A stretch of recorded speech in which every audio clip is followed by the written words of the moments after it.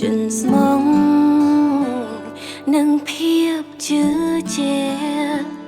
ជូនទៅមនុស្សម្នាក់ដែលសំខាន់នៅក្នុងបេះដូ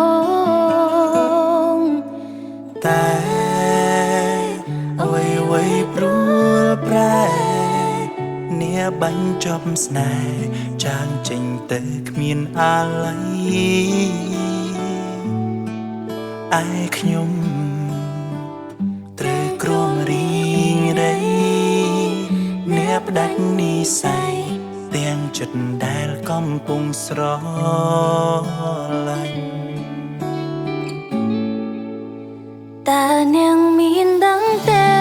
ថាអារម្មណ៍ខ្ញុំយ៉ាងណាពេលដែលស្នេហាត្រូវបាត់បង់ទាំងមិនដឹងខ្លួនបិទភ្នែកចិនឈឺផ្ទួនបេងដូងអង្រួនឲ្យទឹកភ្នែកស្រែកសួរហេតុផលពេលដែលខ្ញុំបើកភ្នែកបេះដូងខ្ញុំស្រែកថាឈឺតែអ្នកមិនលឺហើយអ្នកក៏មិនចង់ស្ដាប់នៅអ្វីដែលខ្ញុំចង់ប្រើ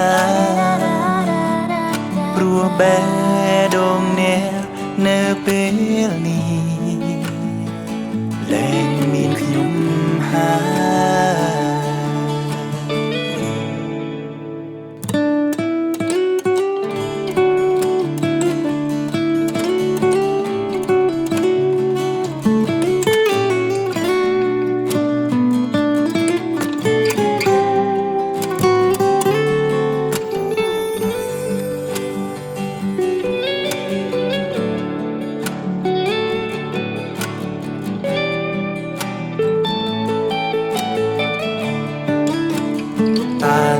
មានដឹងទេ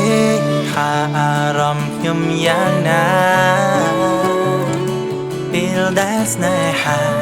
ត្រូវបាត់បង់ទាំងមិនដឹងខ្លួនបិទភ្នែកចិត្តឈឺផ្ទួន